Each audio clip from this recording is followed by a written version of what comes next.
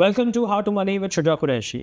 आज हम फोकस करेंगे लो रिस्क इन्वेस्टमेंट्स पे, क्योंकि आप जानते हैं कि पाकिस्तान में एक बड़ी तादाद ऐसे लोगों की है जिनका रिस्क प्रोफाइल लो होता है और वो ऐसे एवेन्यूज़ ढूंढ रहे होते हैं जहाँ पे उनको लॉसेस ना हो। एक तो ये वैसे लोग होते हैं जिनकी इनकम भी कम होती है, फिर उनकी सेविंग्स भी कम होती है, तो फिर वो बिल्कुल नहीं चाहते कि वो अपनी सेविंग्स से हाथ धो बैठे। लिहाजा अक्सर ऐसा करते हैं कि वो इन्वेस्ट ही नहीं करते इस डर से। तो वो कौन सी लो रिस्क इन्वेस्टमेंट्स है जहाँ वो इन्वेस्ट कर सकते हैं अपनी सेविंग्स को सेफली। और एक चीज़ ये भी मद्देनज़र रखनी चाहिए, जहन में ज़रूर रखनी चाहिए कि इन्वेस्टमेंट्स लॉन्ग टर्म के लिए होती हैं। हो सकता है कि अगर वो इन्वेस्ट करें किसी एवेन्यू में तो शॉर्ट टर्म में उनको कुछ लॉस हो रहा हो, लेकिन अगर उनका होमवर्क सही होगा तो लॉन्ग टर्म में उनको फ़ायदा होगा और वो इन्फ्लेशन को भी बीट कर सकेंगे। तो एक ये चीज़ जहन में रखना बड़ा ज़रूरी है।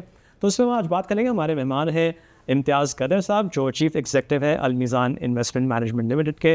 इम्तियाज़, welcome to the show. Thank you so much Shuja, so it's a pleasure to be here. Thank you. अच्छा, मैंने जो इंट्रोडक्शन में बात की है, आप इस बात से एग्री करते हैं कि एक बड़ी तादाद पाकिस्तान में ऐसे लोगों की है जिनका रिस्क प्रोफाइल लो होता है और वो फिर इस डर से कि उनको लॉस ना हो जाए वो इन्वेस्ट ही नहीं करते हैं? जी बिल्कुल, ऐसे लोग हैं और मेरा नहीं ख्याल कि सिर्फ इसका ताल्लुक रिस्क से है। आई थिंक एक माइंडसेट का भी इशू है हमारे यहाँ पर, जहाँ पर बहुत सारे मिसकंसेप्शंस हैं अबाउट इन्वेस्टमेंट, अबाउट रिस्क। तो आई थिंक जो चीज़ मिसिंग है वो शायद ये है कि लोगों को अपना रिस्क एपेटाइट डिफ़ाइन करने की और उसको रिस्क एपेटाइट को थोड़ा बेहतर समझने की ज़रूरत है। तो बहुत सारे लोग उसको बहुत हद तक मिसजज करते हैं। जो आपने अपने इंट्रो में बात की, तो जब हम रिस्क की बात करते हैं कि मैं रिस्क नहीं लेना चाहता, तो आई थिंक जो सबसे बड़ा रिस्क वो ले रहे होते हैं इन्वेस्ट ना करके, वो ये है कि अपनी सेविंग्स लूज़ कर रहे होते हैं वर्सेस इन्फ्लेशन। तो अगर मैं आज 100 रुपये सेव कर रहा हूँ, अपनी कोई एक कंजम्पशन को आज फोरगो करके मैं चाह रहा हूँ अगले साल तक के लिए 100 रुपये सेव कर लूँ, अगर मैंने उसको इन्वेस्ट नहीं किया तो अगले साल उसी चीज़ की कीमत 110 रुपये हो चुकी होगी। तो फिर मेरा वो तो मैं वो लूज़ कर गया। तो मुझे ये बहुत ज़रूरी है कि सबसे पहला रिस्क जो मैं ना रन करूँ, अगर मैं रिस्क कवर्स भी हूँ, वो ये है कि मैं अपनी सेविंग को एटलीस्ट इन्फ्लेशन के अगेंस्ट तो लूज़ ना कर दूँ। तो बहुत ज़रूरी है। और इन्फ्लेशन भी आई मीन 2-3 तरीके हो सकते हैं। एक तो ऑब्वियसली CPI, तो हम सब हर महीने डिस्कस कर ही रहे होते हैं CPI क्या है, बट ये बहुत ज़रूरी है कि आप जिस चीज़ के लिए सेव कर रहे हैं उसकी इन्फ्लेशन क्या है, उस पर आपकी नज़र होनी चाहिए। हो सकता है वो जनरल कंट्री इन्फ्लेशन से ज़्यादा हो सकता है जनरल कंट्री इन्फ्लेशन से कम हो, बट सबसे बड़ा रिस्क तो मेरे ख्याल से यही है कि आप अपनी हार्ड अर्न मनी को इन्फ्लेशन के leave it at the mercy of inflation, जिसको कहना चाहिए। हम अक्सर ये बात करते हैं कि आपका अपना फ्यूचर सिक्योर करने के लिए 2 एंटिटीज़ ने काम करना है, एक आप खुद है और एक आपका पैसा है। तो अगर आप अपने पैसे को आराम करवा देंगे, यार तुम ऐसा करो कमेटी में पार्क हो जाओ, तुम ऐसा करो घर पे ही रुक जाओ, मैं जाके मेहनत करता हूँ, then you are not working to secure your future. In fact आप नेट टर्म्स में तो लूज़र है आफ्टर 1 or 2 years। बिल्कुल। अच्छा, वैसे ये आपने अच्छी बात की कि जो है हर शख्स को अपना जो रिस्क है उसको मेजर भी करना चाहिए और अक्सर लोग जो है वो उनको पता नहीं होता कि वो कैसे करना है। तो इसका तरीका बताएं, तो सेल्फ असेसमेंट कैसे करें? तो जिस तरह हम रिस्क को देख रहे होते हैं, आई थिंक उसमें 2 चीज़ें बहुत ज़रूरी हैं। एक आपकी कैपेबिलिटी क्या है रिस्क लेने की, जो शायद आपके हाथ में, वो फैक्टर्स पर डिपेंड करता है, और एक दूसरा है विलिंगनेस। अब इन दोनों को अगर मैं थोड़ा सा ब्रेक करूँ तो एबिलिटी टू टेक रिस्क क्या है, ये इसमें बहुत सारे फैक्टर्स आते हैं कि एज क्या है आपकी, जो पैसे आप इन्वेस्ट करने किस टाइम होराइजन के लिए कर रहे हैं, आपकी अर्जेंट कैश नीड्स कितनी हो सकती हैं। तो अगर मैं एग्जांपल लूँ कि अगर एक शख्स है जो कि जिनकी एज ज़्यादा है या एज अपनी कम है लेकिन पेरेंट्स उन पर डिपेंडेंट है, और एक हमेशा रहता है कि एक मेडिकल की इमरजेंसी कभी भी हो सकती है, it's a very expensive proposition in Pakistan कि अगर आपकी कोई मेडिकल कॉल आ जाए, तो अब आपको पता है कि मेरा रिस्क एपेटाइट वो 20 साल वाला नहीं है, मेरा रिस्क एपेटाइट थोड़ा सा डिफरेंट है, तो मुझे अपना पोर्टफोलियो एक अलग तरीके से बनाना है। इसी तरह और भी बहुत सारे रीजंस हो सकते हैं। जनरली एक बंदा है जो यंग है, उसके पास पता है कि मेरे पास ऐसी कोई लाइबिलिटी भी नहीं है, ऐसे कोई डिपेंडेंट्स नहीं है, तो he knows that he has a 25-30 year time horizon, तो उसका रिस्क एपेटाइट ज़्यादा होगा। तो ये वो फैक्टर्स हैं जो डिटरमाइन कर देते हैं एबिलिटी टू टेक रिस्क। एक और फैक्टर आता है, वो होता है विलिंगनेस। अब ये थोड़ा सा ट्रिकी हो जाता है कि how do you define willingness to take risk. अब इसमें जो एक मेजर हम यूज़ कर सकते हैं वो ये है कि हर बंदे का अपना एक थ्रेशोल्ड होता है। आप हो सकते हैं कि यार अच्छा 5-10% तक लॉस होगा तो बर्दाश्त हो जाएगा, लेकिन एक आपका ट्रिगर पॉइंट होगा, अगर 20 हो गया तो मैं फिर रैश डिसीजन लेना शुरू कर दूंगा, मैं पैनिक में आ जाऊंगा। तो आई थिंक वो डिटरमाइन करता है आपका willingness to take the risk. तो एबिलिटी ये हो गई कि फैक्टर्स, ये सारी चीज़ें आप कर सकते हैं। विलिंगनेस थोड़ा सा एक पर्सनल फैक्टर होता है कि मैं किस लॉस लेवल पे आके पैनिक में आ जाऊंगा। इस पर बहुत ज़रूरी है, जो सबसे बड़ा हमारा चैलेंज होता है एज प्रोफेशनल मैनेजर्स, कि लोग अपनी विलिंगनेस टू टेक रिस्क को बड़ा मिसजज करते हैं। आपको थोड़ा सा उनको फिर ऑब्जर्व भी करना पड़ता है। तो कहने को आपको बहुत सारे लोग मिल जाते हैं, हाँ यार मेरा रिस्क एपेटाइट बहुत है, बट आपको पहले 5%-7% वॉलेटिलिटी पे नज़र आ जाता है कि नहीं है। So I think that is also, it's also continuous. आपकी विलिंगनेस टू टेक रिस्क जो है, एबिलिटी तो देखिए चेंज होती रहती है, आपकी कंडीशन चेंज हो गई, आपकी इनकम लेवल चेंज हो गया, तो आपका एबिलिटी बढ़ जाएगी। विद टाइम आपकी विलिंगनेस भी चेंज होती है based on your own experiences. आपको ऐसा लगता है पहले मैंने बहुत कम रिस्क लेके काम किया, थोड़ा सा रिस्क मैं और ले सकता था, या किसी ने शुरू में ही बहुत रिस्क ले लिया तो उसकी विलिंगनेस कम हो जाती है। I think it's a bit of a continuous process, but ये 2 पैरामीटर्स यूज हो सकते हैं, एबिलिटी एंड विलिंगनेस। अच्छा, विलिंगनेस पे जो आपने बात की वो इंटरेस्टिंग है। अब उसमें आपको पता है कि जो भी कोई शख्स होता है ना, उसके जो पेयर्स होते हैं, उनकी जो फीडबैक होती है वो बड़ा उसको गाइड भी कर रही होती है, एक तरह से मिस गाइड भी कर रही होती है। अक्सर लोग, जैसे हम बात करते हैं कि स्टॉक मार्केट के बारे में जो परसेप्शन है लोगों के, वो तो बहुत ज़्यादा ही नेगेटिव की तरफ ज़्यादा होते हैं और फिर इस तरह से लोग इन्वेस्ट ही नहीं करते हैं। तो अब अगर कोई ऐसा शख्स है जो इन्फ्लुएंस हो रहा है अपने फैमिली से या फ्रेंड से, तो वो फिर कैसे डिसाइड करेगा? तो देखिए, हर बंदे की अपनी इंडिविजुअल सिचुएशन, तो हो सकता है मैं आपसे इन्फ्लुएंस हो रहा हूँ, बट आपकी सर्कमस्टांसेस डिफरेंट हो, मेरी सर्कमस्टांसेस डिफरेंट हो, तो मेरी एबिलिटी बड़ी डिफरेंट हो गई। पर्सनैलिटी भी हमारी डिफरेंट हो सकती है कि आपका रिस्क एपेटाइट हो सकता है बहुत कम हो, कि आप 5-7% पे वॉलेटाइल हो जाएंगे, मेरा थोड़ा रिस्क एपेटाइट हो कि वो क्या I am willing to take higher risk और हायर रिटर्न। तो ये चीज़ बहुत ज़रूरी है कि बंदा अपने तनाजुर में इसको देखे। उससे भी ज़्यादा ज़रूरी ये है कि उस रिस्क को टेक ऑन करने से पहले अपनी कैपेबिलिटी, टाइम और एफर्ट को भी देख ले। तो एक ये भी बहुत ज़्यादा होता है हमारे यहाँ पर कि बहुत सारे लोग स्टॉक मार्केट की अगर एग्जाम्पल लें तो इन्फ्लुएंस होकर खुद करना शुरू हो जाता है। अब उसके कुछ लवाजमात स्टॉक में इन्वेस्ट करने के, उसके कुछ लवाजमात है। आपके पास एक एबिलिटी होनी चाहिए मार्केट्स को एनालाइज करने की, कंपनीज को एनालाइज करने की, आपके पास टाइम होना चाहिए कि उसको आप देख सकें। तो वो टूल और टाइम और एनर्जी अगर आपके पास है तो बिल्कुल आप इसको खुद करें, वरना then take a step back and realise that you need to outsource it to someone, क्योंकि आपके पास वो कैपेबिलिटीज़ नहीं है।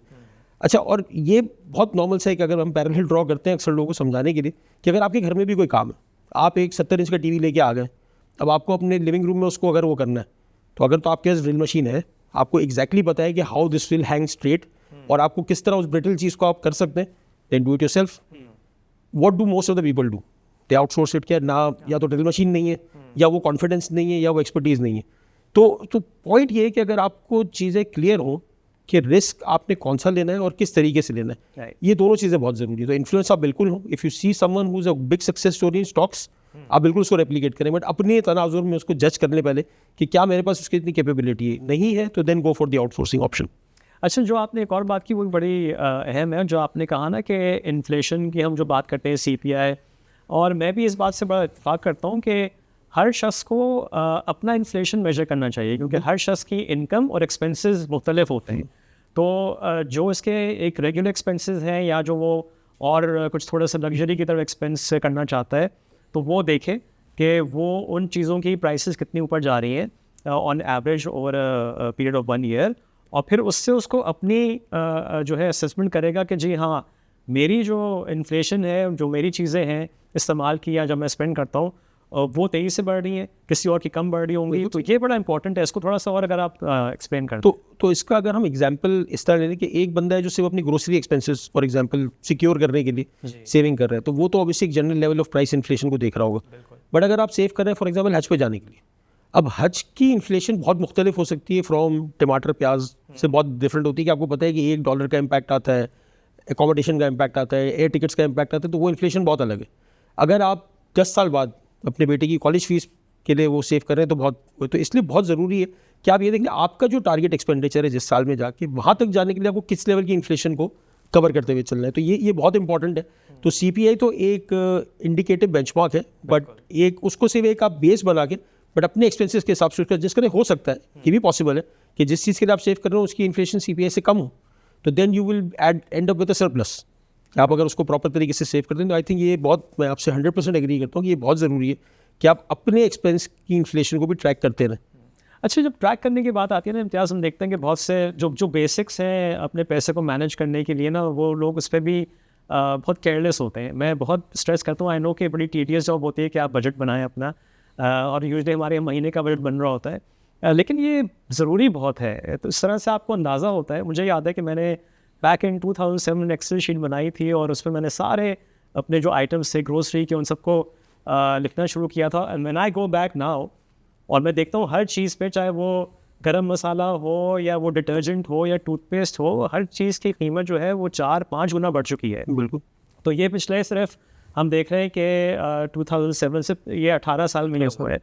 और अगर हम पीछे जाएंगे तो और से भी ज़्यादा ज़ाहिर है कि हम वो भी ज़माना हमको पता है कि हमारे बड़े बताते हैं कि 1 रुपए की डबल रोटी आती थी। तो ये इसलिए सबको आप ये स्ट्रेस करेंगे कि बजट बनाएं अपने महीने का, चीज़ों की कीमतें लिखें, जो आप एक्सपेंस कर रहे हैं उसको लिखें, ज़रूरी है बहुत। नहीं, अगर देखिए आपके प्रायोरिटीज़ पर डिपेंड करते हैं ना, अगर आपका प्लान जब तक नहीं होगा ना तो किसी भी चीज़ पे आप सक्सेसफुली नहीं कर सकते। अब जैसे आपने एग्जाम्पल दी, शायद हर बंदे के लिए ग्रोसरी को हैच करना इतना इंपॉर्टेंट ना हो। If someone is a middle income, higher income वाला बंदा होता है तो वो शायद ग्रोसरी के पॉइंट ऑफ व्यू से इतना नहीं सोच रहा होता। शायद उसको लगेगा कि ठीक है यार ये तो मैं इसको देख लेता हूँ, बट मैं सोचता हूँ ज़्यादा बड़े एक्सपेंसेस पे। और होता ये है कि वो लोग रख रहे होते हैं, इसका ट्रैक ज़रूर रख रहे होते हैं। अगर आपने हज पे जाना है ना, कॉर्नर ऑफ द आई से आप नज़र ज़रूर रखेंगे, साल हज कितने का हुआ तो अगले साल कितने का होगा।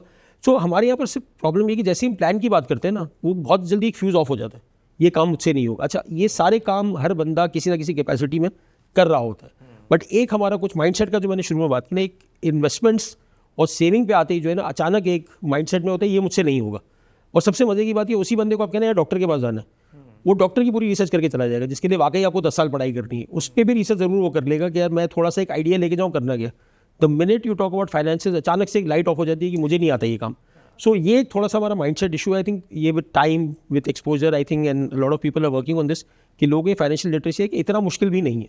It's a very intuitive kind of thing to do, can save for your future. But आप बिल्कुल सही कह रहे हैं, अचानक से एक फ्यूज ऑफ होता है कि ये काम मुझसे नहीं होगा। सो आई थिंक ये सबसे बड़ा चैलेंज है हमारी इकोनॉमी का इस वक्त। और अक्सर जो मुझे इस प्रोग्राम में फॉलो कर रहे हैं, आपको याद होगा कि मैंने अपने कुछ वीडियोस में इस पर बहुत जोर दिया है कि सबसे पहले आपको टाइम निकालना है। बिकॉज वो कहते हैं ना, अंग्रेज़ी की भी कहावत है, हर मेरे ख्याल में लैंग्वेज में ये कहा जाता है कि टाइम इज़ मनी।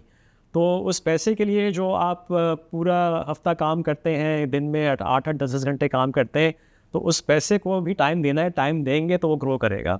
तो ये एक बड़ी इंपॉर्टेंट चीज़ है, तो मैं इसलिए दोबारा स्ट्रेस कर रहा हूँ। अच्छा, अब अगर मैं ये आपसे पूछूं कि जब आपके पास कोई आता है इन्वेस्टमेंट करने के लिए, तो आप क्या प्रोफाइलिंग करते हैं इन्वेस्टर्स की, कैसे करते हैं? तो हमारा एक डिफाइंड क्वेश्चनर होता है, जिस पे हम ये दो चीज़ें ही जज कर रहे होते हैं कि उस बंदे की एबिलिटी टू टेक रिस्क क्या है, विलिंगनेस टू टेक रिस्क क्या है, और उसके लिए फॉर एग्जांपल अलमीज़ान का कौन सा फंड जो है जो सबसे ज़्यादा सूटेबल रहेगा। तो ऑब्वियसली ये पूरा प्रोसेस तो हम थ्योरेटिकली वही वाला फॉलो करते हैं। जैसे जैसे वो relationship deeper into the relationship जाती है, तो फिर हम थोड़ा सा ऑब्जर्वेशन भी अपनी कर रहे होते हैं कि ठीक है, आपने अपने फॉर्म में तो लिख दिया था that you have a low risk appetite, आपने लिख दिया आपका हाई रिस्क एपेटाइट है, बट आपका जो बिहेवियर है वो किसी और चीज़ को डिपिक्ट करता है, तो उस हिसाब से भी हम गाइड करते हैं। ये जो आपने इससे पहले जो बात की कि अपने पैसे को थोड़ा सा टाइम दें, तो उस पर भी हम लोगों को एम्फोसाइज करते हैं कि यार आपने when you come to a mutual fund, तो आपने डिसाइड ये किया है कि मेरे पास टाइम, एनर्जी, एक्सपर्टीज़ नहीं है कि मैं हर वक्त बैठ के अपनी डायरेक्ट इन्वेस्टमेंट कर सकूँ। बट जब इस पे भी आए ना, तो अपनी एक बेसिक ड्यू डिलिजेंस जरूर करिए। अगेन वही मैं डॉक्टर वाली एग्जांपल दूंगा, आपको पता है आपको नहीं आती डॉक्टरी, फिर भी आप एक बेसिक ड्यू डिलिजेंस करके जाते हैं कि यार मैंने ये सवाल पूछने कि ऐसा होगा, मैंने ये पढ़ा था ऑनलाइन, ये दवाई क्यों, ये वाली क्यों नहीं। तो फाइनेंशियल प्लानिंग में भी ये चीज़ ज़रूर करेंगे, do read up the basics. Again आपने बहुत मेहनत से पैसा कमाया है, उसको डिप्लॉय करते वक्त भी उससे आधी मेहनत तो कम से कम होनी चाहिए, because that money is your partner in your future progress. तो आई थिंक हम इसी तरह करते हैं कि जब कोई आता है तो उसकी रिस्क प्रोफाइलिंग करके उसको एक रिकमेंड करते हैं। बट हमें बहुत खुशी होती है जब बंदा अगर राइट क्वेश्चंस पूछता है, तो हमें लगता है इसका प्रोसेस अच्छा है, तो इसके साथ अब काम करने में मज़ा आएगा। अगर आपको ये वीडियो पसंद आ रही है तो अभी सब्सक्राइब करें। अच्छा, तो अब नाउ इम्पॉर्टेंट क्वेश्चन यही है कि इफ़ वी लुक फॉर ऐसी इन्वेस्टमेंट्स जहाँ पे रिस्क कम हो, तो और वो रिस्क भी कम हो, वो इन्वेस्ट भी करें लोग, और हमें पता है कि लो रिस्क लो रिटर्न वाली बात होती है, हाई रिस्क हाई रिटर्न होता है, लेकिन कम से कम लो रिस्क में इतना रिटर्न तो हो कि वो इन्फ्लेशन को बीट कर सके। तो ऐसे ऑप्शंस हैं? बिल्कुल, ऐसे ऑप्शंस बिल्कुल हैं। और अगेन वो, और आप हर एसेट क्लास में आपको डिफरेंट रिस्क प्रोफाइल मिल जाता है। तो एक तो बंदे ने ओवरऑल डिसाइड कर लिया कि अच्छा मैं इक्विटीज़ में नहीं जाऊँगा या मैं कमोडिटीज़ में नहीं जाऊँगा, मैं सिर्फ फिक्स इनकम में ही रहूँगा, तो वहाँ पर भी उसके रिस्क का एक पूरा फ्रेमवर्क है कि या तो बिल्कुल लो रिस्क कैश फंड्स होते हैं which invest in very smaller maturity, कि वो टाइम का भी रिस्क नहीं लेते, इंटरेस्ट रेट का रिस्क नहीं लेते, और आपको बिल्कुल आप समझते करंट मार्केट रेट से करीब रिटर्न देने की कोशिश कर रहे थे, जैसे हमारा मीज़ान कैश फंड वगैरह। अच्छा, उसमें भी आप जाते हैं तो थोड़ा सा अगर आप अपना रिस्क होराइजन एक्सपैंड करते हैं, आप कहते हैं अच्छा ठीक है मैं रहूँगा तो फिक्स इनकम में, but give me slightly better risk appetite, slightly more risk appetite, तो फिर आप इनकम फंड्स में जा सकते हैं, या थोड़े से लॉन्गर ड्यूरेशन पेपर अलाउड होते हैं, तो थोड़ा सा आपको इंटरेस्ट रेट की upside and if it goes wrong तो थोड़ी सी डाउन साइड भी फेस करनी होती है, but overall the risk still remains contained with in a fixed income bracket. तो वो उस तरह के स्विंग्स नहीं आते जिस तरह से इक्विटीज़ में आते हैं।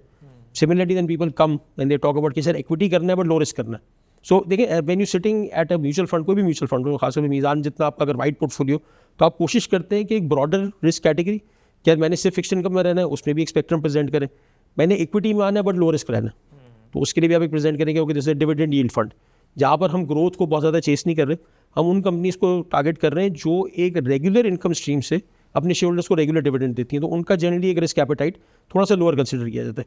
At the other hand you have people who will come and से यार मुझे तो प्रॉपर ग्रोथ स्टॉक्स ही चाहिए, तो मुझे 100% अग्रेसिव एसेट एलोकेशन में आप डाल देंगे, आपको जहाँ लगे कि सबसे बड़ी अपॉर्चुनिटी आप वो कर देंगे, मुझे लगता है मेरा रिस्क एपेटाइट है।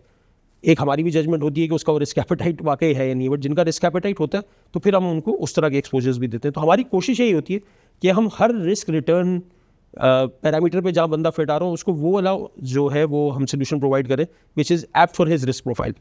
अगर एक पूरा पोर्टफोलियो इम्तियाज़ बनाना हो, फ़र्ज़ करें एक हाइपोथेटिकल सिचुएशन ले लेते हैं कि 1 लाख रुपए इन्वेस्ट करने हैं किसी को जिसका रिस्क प्रोफाइल कम है, लो है, तो अब उस 1 लाख को कैसे ब्रेक डाउन करें?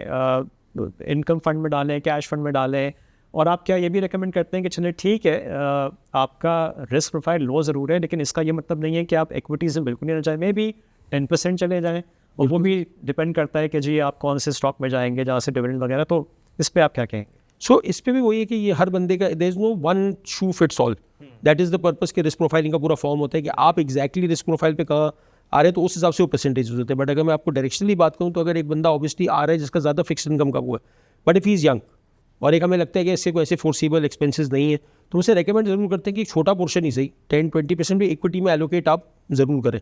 इसको बिल्कुल अगर मैं डम डाउन कर दूँ ना, बिल्कुल डम डाउन में ये होता है कि हम उसको एक कैपिटल प्रोटेक्टेड स्ट्रेटजी बना के दे देते हैं कि यार आपको रिस्क नहीं लेना, so will protect your capital, so will put let's say for the next 2 years you are putting 75-80% into fixed income, ये तो ग्रो होकर 100 हो ही जाएगा, बाकी जो आपके पैसे इससे हम स्टॉक मार्केट में इन्वेस्ट करेंगे, so you get a flavour of the upside, जबकि आपका कैपिटल भी प्रोटेक्ट हो जाता है। बट ये मैं सिर्फ एक एग्जांपल आपको दे रहा हूँ, हर बंदे की रिस्क प्रोफाइल को देखते हुए उसको रिकमेंडेशन होती है कि आप जो है किसी हो सकता है कि किसी 30 year old को भी मैं ऑब्जर्व करके उसको रेकमेंड करूँ नहीं आप इक्विटी ना लें बिकॉज आपसे 1% की भी वॉलेटिलिटी जो है बर्दाश्त नहीं होगी, तो आप ऐसा करें आप 100% कैश फंड में चले हैं, ये भी रिकमेंडेशन होती है हमारे यहाँ पर।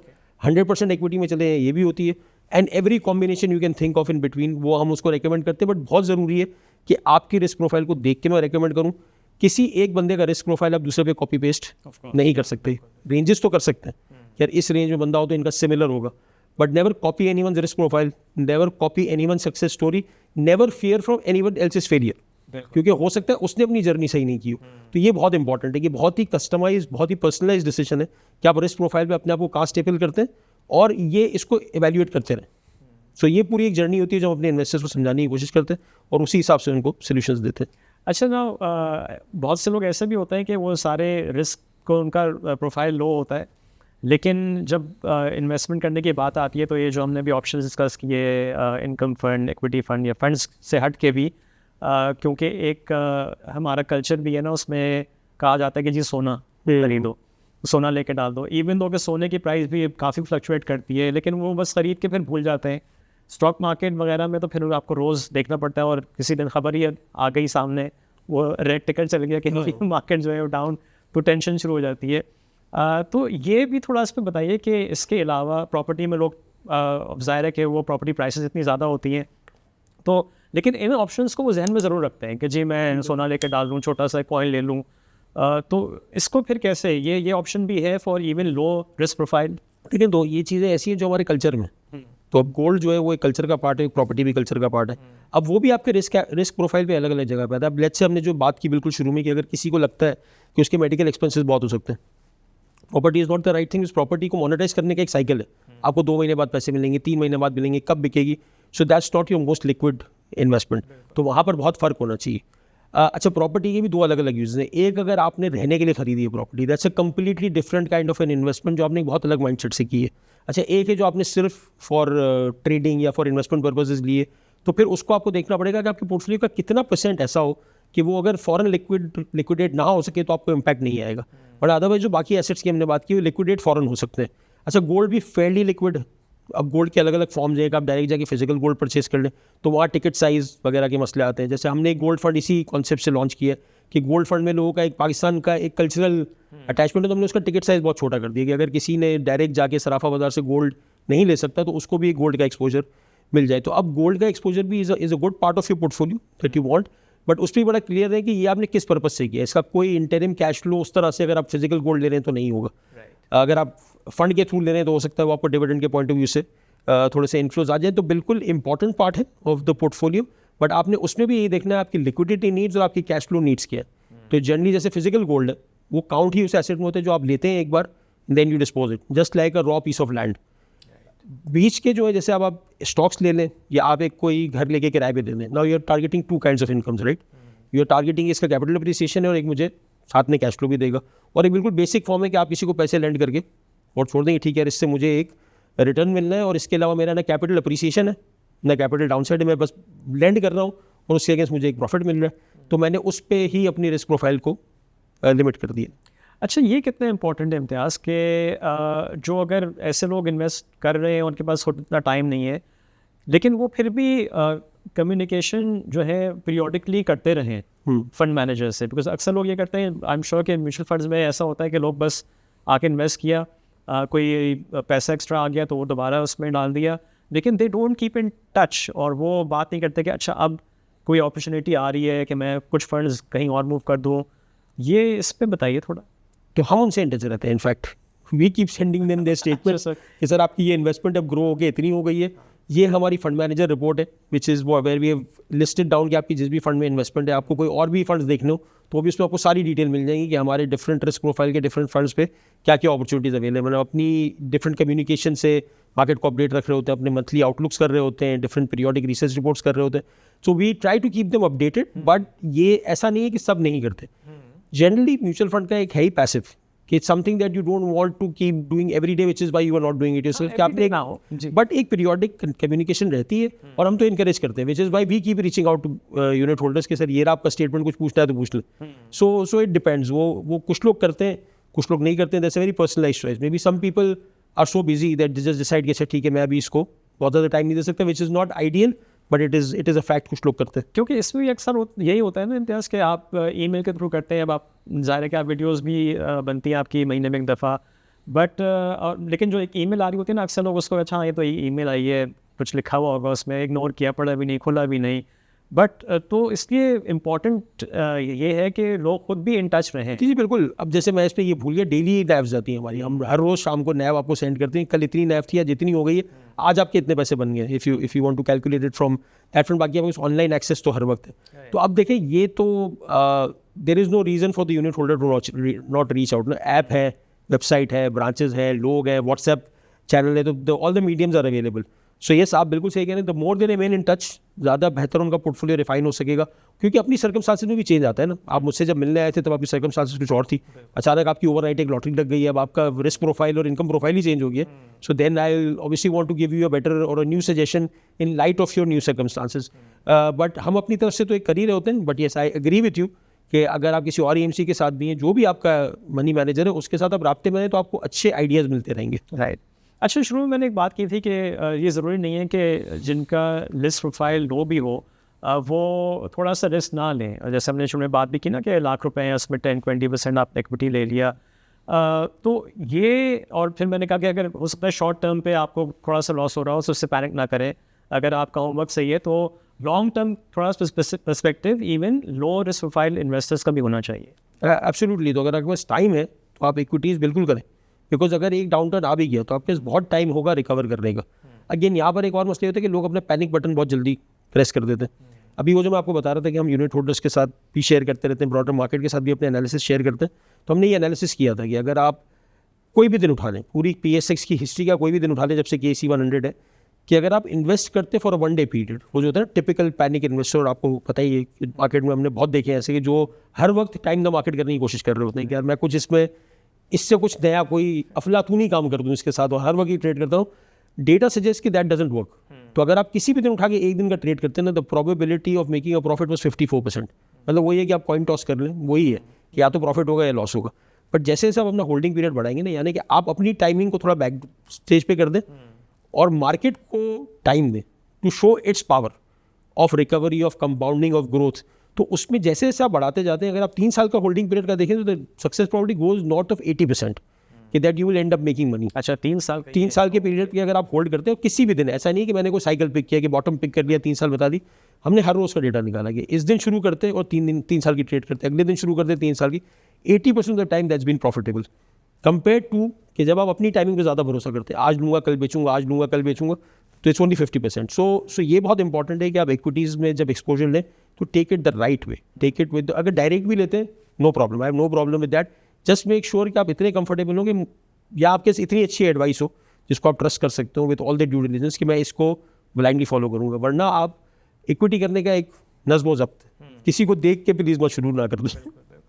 अच्छा, तो इन दी एंड अगर हम कंक्लूड करें तो आई थिंक हमको एक दफ़ा फिर ये स्ट्रेस करना चाहिए कि अगर आपका रिस्क प्रोफाइल लो भी है तो आप कम से कम ये ना करें कि पैसे को इन्वेस्ट करें ही ना, बिकॉज इन्फ्लेशन जो है उस पैसे को खा जाएगा। और हर चीज़ को मेजर 1 साल के उसमें अरसे में किया जाता है। इन्फ्लेशन अगर देखें जो हमारे यहाँ जिस तरह से मेजर भी करते हैं दुनिया भर में, यही है कि पूरा 1 साल का होराइजन देखें। और अगर आपने लेट्स सपोज कि जी 8% इन्फ्लेशन है और आपने पैसा इन्वेस्ट नहीं किया तो 1 साल बाद आपके जो सेविंग्स है उसकी वैल्यू 8% से कम हो चुकी होगी। तो इसलिए इस पर टुवर्ड्स द एंड दोबारा बस एक वही है कि इसको नटशेल में यही कहूँगा, सेविंग और इन्वेस्टमेंट का फ़र्क समझ के काम करें। तो बहुत सारे लोग सेव तो कर लेते हैं पर उसको इन्वेस्ट नहीं करते, और सेव करना आई थिंक कमेटी या घर पे पैसे रखना, ये सारे वो है जो शॉर्ट आपकी वेल्थ को इरोड कर रहे हैं। जब कमेटी का पूरा साइकिल होगा आपके पास पलट के 1 लाख रुपए ही आने, आपने पिछले 10 महीने कमेटी बढ़ी 10 हज़ार दिए, वो पूरा साइकिल घूम के आपके पास 1 लाख तो आ गए। बट जिस दिन आपने सेव करना शुरू किया था और आज चीज़ों की कीमत बहुत बढ़ चुकी है तो आपने वो पूरा रिलेटिव वैल्यू लूज़ कर दी है। तो इसलिए बहुत ज़रूरी है सेव करें और सेविंग को इन्वेस्टमेंट में कन्वर्ट करना ना भूलें, वरना पूरा पर्पस जो है वो डिफीट हो जाता है of saving in the first place. ठीक है। Okay Imtiaz, thank you. Thank you so much.